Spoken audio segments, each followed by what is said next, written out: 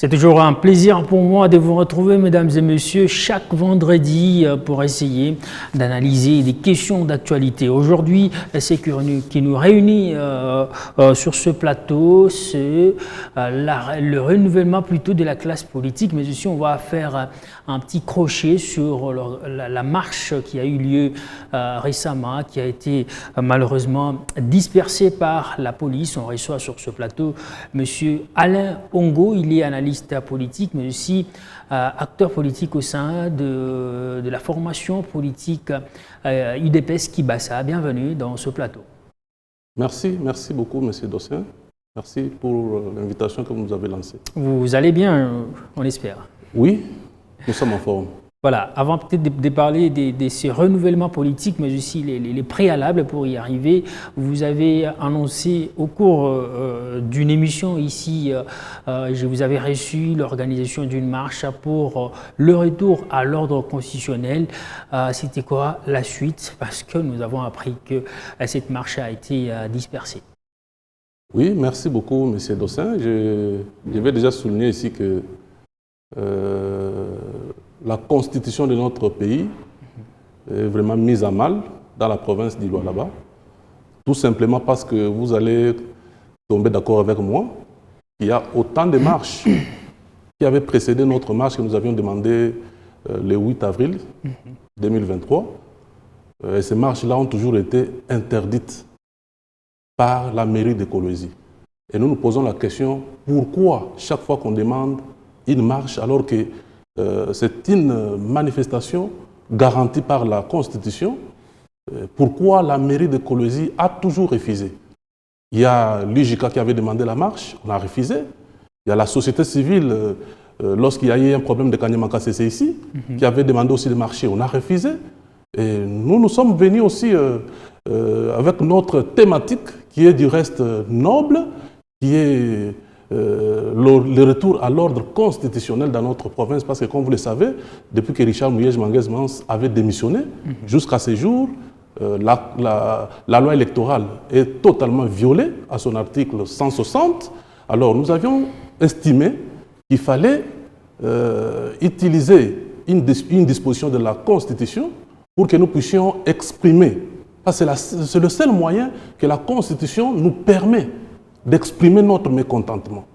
Alors, nous n'étions pas une milice, nous étions un groupe... Qu'est-ce qui s'était passé ces jours-là et pourquoi vous n'avez pas pu atteindre votre objectif? Nous avions annoncé notre marche pour le 8. Et un jour avant, la mairie nous a répondu négativement. On a interdit la marche et la population était informée que la marche était totalement interdite. Et nous nous sommes dit que la mairie n'avait pas le droit d'interdire la marche parce que nous sommes dans un régime d'information. Alors, nous sommes allés au niveau de la poste les jours prévus. Malheureusement, nous avons rencontré un dispositif sécuritaire énorme au niveau de la poste. On nous a barré la route, il y avait plein de policiers. Alors, il fallait être courageux pour essayer d'oser mettre le pied sur la poste de Kolwezi. Alors, nous avions bravé la peur. Nous sommes arrivés là avec quelques militants qui étaient aussi courageux. Nous avons demandé à ce que nous puissions marcher.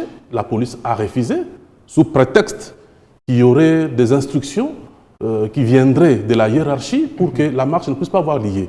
Et nous avons dit que nous sommes obligés de faire respecter la loi. Alors, on nous a refusé, on nous a demandé d'aller en ordre dispersé vers l'Assemblée provinciale, chose qui a été faite parce qu'il ne fallait pas s'affronter contre notre police. Nous avons fait ce que la police nous avait demandé. Nous sommes allés jusqu'au niveau de l'Assemblée provinciale et la marche a été une réussite totale parce que le pari avait été gagné. C'était quoi le pari? Parce que nous avons déposé notre mémo au niveau de l'Assemblée provinciale et c'était ça l'objectif. Donc tout ce que vous êtes en train de déplorer, c'est le fait que la mairie ait interdit cette marche et vous n'avez pas pu marcher par rapport à votre itinéraire, mais au moins vous avez déposé votre mémo au niveau de l'Assemblée provinciale. Et c'est quoi la suite déjà aujourd'hui? Oui, la suite c'est que nous avions déposé notre mémo et on attendait que l'Assemblée provinciale puisse poser des actes allant dans le sens de répondre à nos recommandations. Mais nous nous sommes rendus compte que jusqu'à ce stade, il y a un silence absolu. Ce silence est dû à quoi? On ne sait pas. Alors nous, on ne croise pas les bras. On ne croise pas les bras. La prochaine étape, c'est que nous sommes en train de nous organiser pour que nous puissions voir dans quelle mesure nous pouvons encore mettre d'autres actions sur le terrain, afin que nous puissions... L'objectif ici, c'est quoi? Nous ne sommes pas contre Madame le vice-gouverneur qui est là. Nous ne sommes pas contre qui que ce soit, ni contre une institution. Nous ne sommes même pas pour que Mouyej revienne, parce que Mouyej ne sera plus gouverneur de cette province. Mouyej a déjà démissionné. Nous ne sommes pas des Mouyégistes. Moi, je n'ai jamais travaillé avec Mouyej. Vous voyez? Même Madame Fifi, je n'ai jamais travaillé avec elle. Alors ici, notre combat est noble. Nous réclamons tout simplement l'organisation de l'élection du gouverneur dans la province d'Iloalaba et son vice. Point barre. À part ça, nous n'avons pas un problème contre quelqu'un. Et tout ce que nous racontons se retrouve dans les lois de la République. Ceux qui ont l'avis contraire ne peuvent que venir devant vous, vous présenter l'avis contraire. Notre démarche fâche aux gens, fâche à certains cas. Pourquoi? Pourquoi les gens se retrouvent dans l'animosité? Parce que nous voulons tout simplement qu'il y ait l'élection du gouverneur ici dans la province. Parce que on s'en prend à nous, pourquoi? Vous allez les faire sortir de la mangeoire, voilà pourquoi. Non, mais il faut être dans la mangeoire tout en respectant les lois qui nous régissent. C'est ça notre lutte. C'est ça notre lutte. Au contraire, cette lutte devrait bénéficier de l'appui de tout le monde au niveau de la province, y compris les institutions. Parce que nous avons tous la mission de respecter et de faire respecter les lois de notre pays. Voilà, c'était ça votre regret, mais aussi vous envisagez des actions d'ici quelques jours, c'est noté. On va parler maintenant de notre sujet d'aujourd'hui, dès l'entame des Jeux. C'est quoi votre analyse que vous faites sur le déroulement des opérations d'enrôlement en République démocratique du Congo, parce que ces opérations ont pris fin il n'y a pas longtemps? Oui, notre analyse, c'est que bien sûr, la CENI avait donné un calendrier qui était celui d'un mois pour enrôler les Lualabé, parce qu'il s'agit de la province du Lualaba. Alors, les Lualabé se sont rendus dans différents centres. On s'est rendu compte qu'il y avait un problème sérieux au niveau de la CENI, parce qu'ici, on ne peut pas inculper la population, on ne peut pas incomber la faute à la population, parce que la population était toujours présente devant le centre. Mais il s'est posé un problème. Comme la durée n'était pas tellement élargie, il fallait que la CENI puisse trouver des mécanismes pour multiplier beaucoup de bureaux de vote, et beaucoup de bureaux d'enrôlement, voulais-je dire.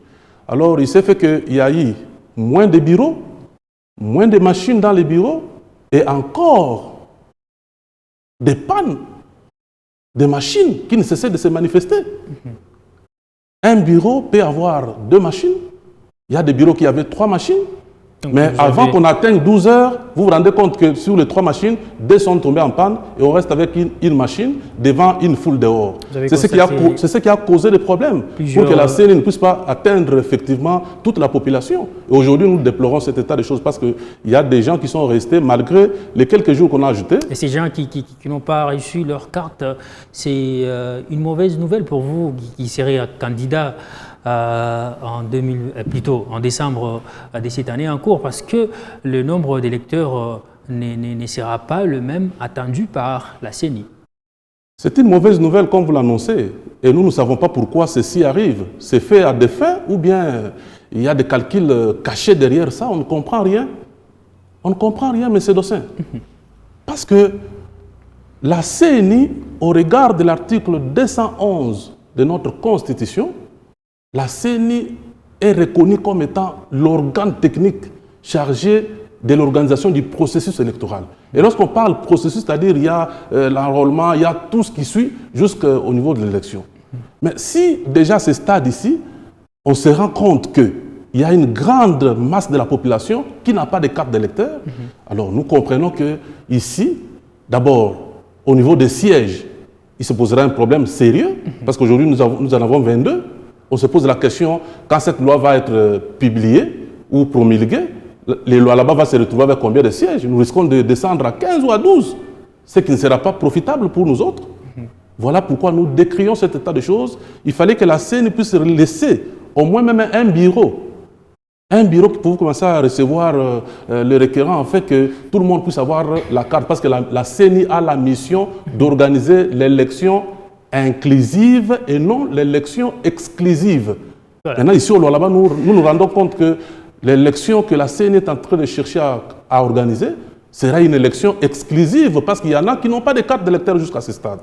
Voilà, parce que nous parlons des élections prochaines en République démocratique du Congo qui sont prévues pour le mois de décembre. Est-ce ce rendez-vous, est-ce une opportunité pour le renouvellement de l'actuelle classe politique congolaise?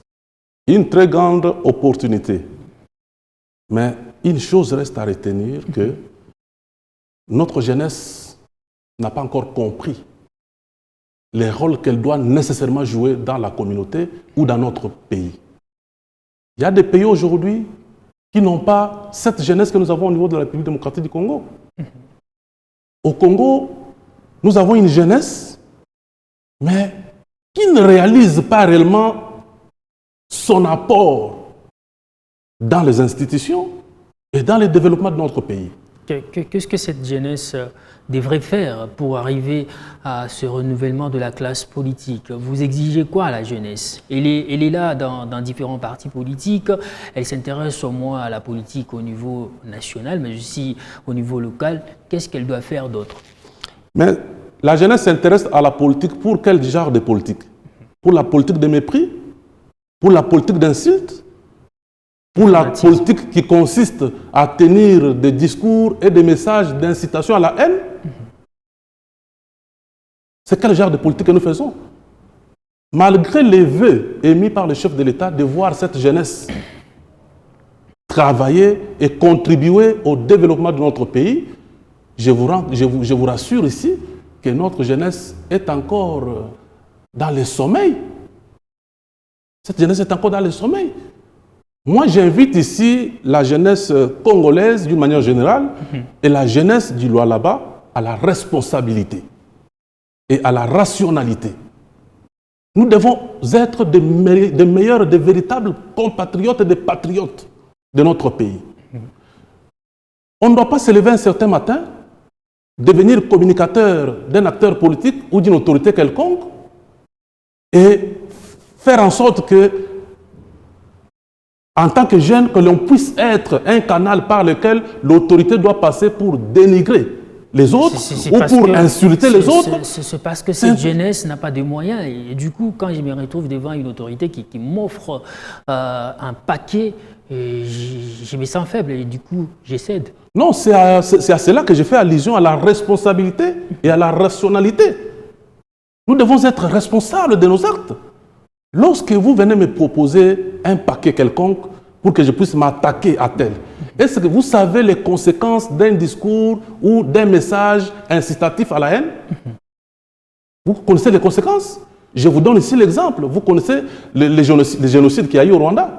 Mais il avait fallu un petit message.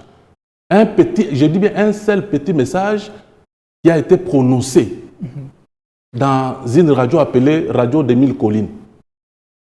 Lorsqu'on a prononcé ce petit message-là, ce petit message a créé des génocides, des dégâts terribles que nous déplorons aujourd'hui. Donc si je dois bien vous comprendre, oui.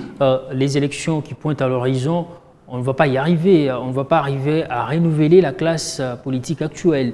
Donc la jeunesse a encore un défi, un grand défi, peut-être ce sera les années à venir que la jeunesse saura maintenant apporter du sang nouveau dans la classe politique RD congolaise. Aussi longtemps que la jeunesse congolaise n'arrivera pas à prendre conscience de ce qu'elle est, je vous dis que le renouvellement de la classe politique posera toujours problème et ça sera un sérieux problème.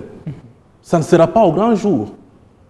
Parce qu'aujourd'hui, la jeunesse, ce que nous posons comme acte, que ce soit dans le média, que ce soit sur le place publique, que ce soit même dans nos carrières, que ce soit même dans tout ce que nous sommes en train d'entreprendre en tant que jeunes, les actes que nous posons laissent à désirer. Mais pourquoi déjà, ça n'encourage pas. Pourquoi déjà on veut le renouvellement de la classe politique? Qu'est-ce qu'on a constaté pour qu'on en arrive là?